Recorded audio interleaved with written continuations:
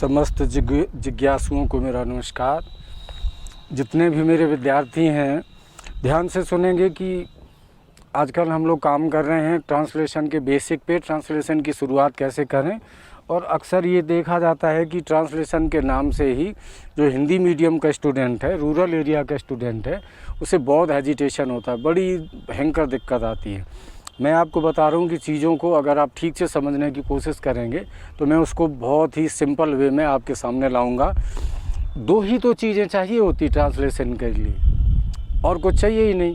आप टेंस को देखो, टेंस के जो आउटर्स जितने सेंटेंसेस हैं सबको आप देखेंगे, केवल दो चीज़ें चाहिए हमें। और वो दो चीज़ें कौन सी हैं? हमारा सब्जेक्ट होता है और हमारा वर्ब होता है। हमें अगर किसी सेंटेंस को समझना है तो हमें उसका कर्ता चाहिए और उसकी क्रिया। कर्ता, इसको हम शॉर्ट में लिख लेते हैं एस से और इसको लिखते हैं वी से, ठीक है ना। यही दो चीज़ें चाहिए। आप कोई भी सेंटेंस हो, ये दो चीज़ें ढूंढ लो, इजी हो जाएगा। आपको सब्जेक्ट पता होना चाहिए, आपको वर्ब पता होना चाहिए। अब हम बात करेंगे कि इनको ढूंढेंगे कैसे।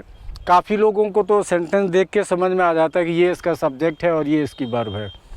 यहाँ मैं आपको एक टेक्निक बताने जा रहा हूँ कि हिंदी का कोई भी वाक्य हो, आप सब्जेक्ट कैसे पता करेंगे। आप सब्जेक्ट पता कर सकते हैं ईजिली, और उस सब्जेक्ट को पता करने का ढंग ये रहा कि हमको सब्जेक्ट देखना है। तो दो क्वेश्चन इसमें लगाए जाते हैं। कोई हिंदी का वाक्य है, उसमें आप पहला प्रश्न लगा दो कौन। अभी मैं आपको करके बताऊंगा, 2 मिनट में क्लियर हो जाएगा कौन। और दूसरा क्वेश्चन होता है हमारा किसने, ठीक है ना, कौन और किसने। अब जैसे मैं यहाँ एग्जाम्पल ले रहा हूँ तो आप उसको देखेंगे और आपको पता चल जाएगा कि इसका सब्जेक्ट क्या है। राम एक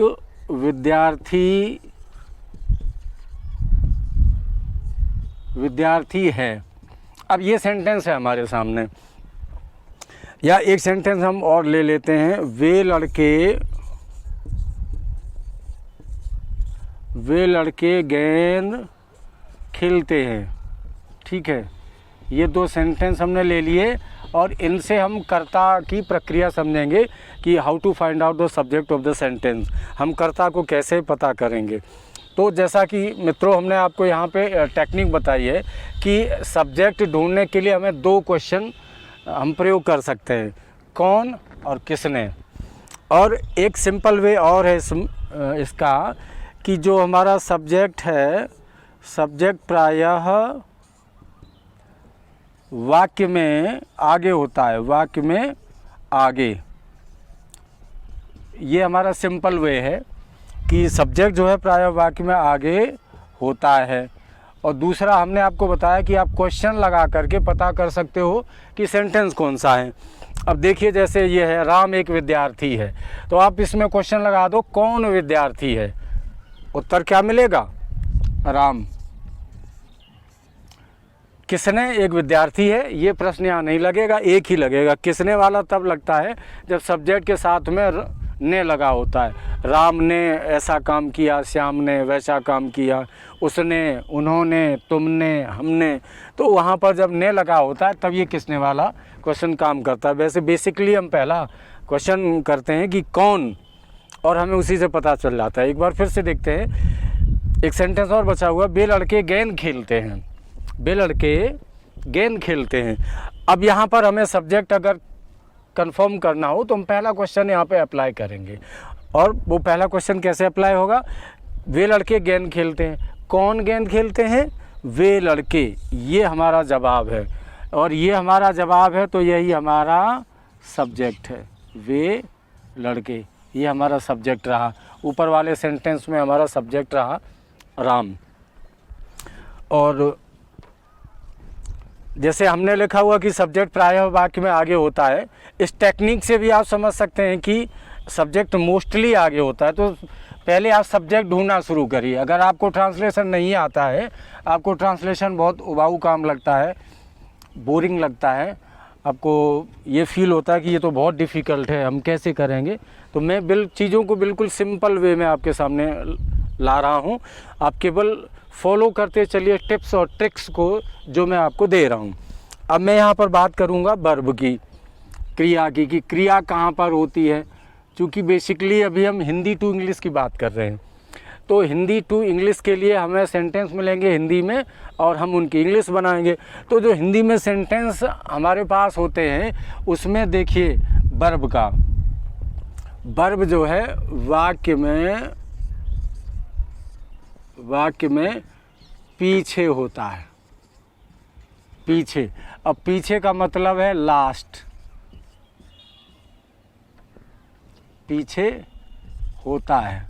अभी इसके भी 2 एग्जाम्पल लेंगे और आपके सामने ये चीज़ क्लियर हो जाएगी। वाक्य में वर्ब कहाँ होता है, पीछे होता है। 2 सेंटेंस लेते हैं, मान लीजिए वही सेंटेंस ले लो,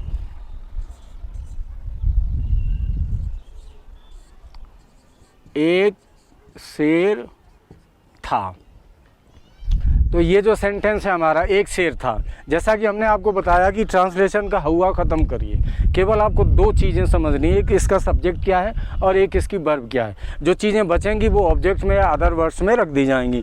तो एक शेर था, यहाँ पर हमारा सिस्टम ये है कि वाक्य में वर्ब पीछे होता है, लास्ट में होता है। तो कहाँ रहा, ये था, हमारा वर्ब क्या होगा, था। और इस जब ये नॉन एक्शन है, कोई काम नहीं हो रहा है इसके साथ, तो यहाँ पर केवल बाज का प्रयोग कर लिया जाएगा। अब देखते हैं एक एक्शन वाला सेंटेंस देख लेंगे। हम ताश खेलेंगे, फ्यूचर का सेंटेंस है, हम ताश खेलेंगे। ओके, हम ताश खेलेंगे। अब इसमें हम देखेंगे वर्ब कहाँ है, और वही तरीका हमारा कि वर्ब हिंदी के सेंटेंस में पीछे होता है। तो खेलेंगे, खेलेंगे ये। अब यहाँ पर शुद्ध रूप से हमारा वर्ब क्या हुआ, खेलना। इंग्लिश में इसको कहेंगे प्ले, प्ले मीन्स खेलना।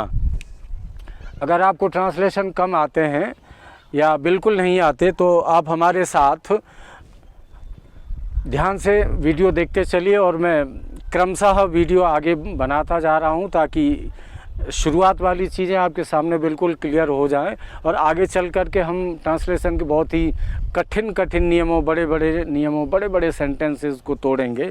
और अगर आप यहाँ से ध्यान से देखते हुए चलेंगे तो मेरा विश्वास है कि आप निश्चित रूप से छोटे छोटे वाक्यों को ही नहीं बल्कि बड़े बड़े वाक्यों को भी आराम से कर सकेंगे।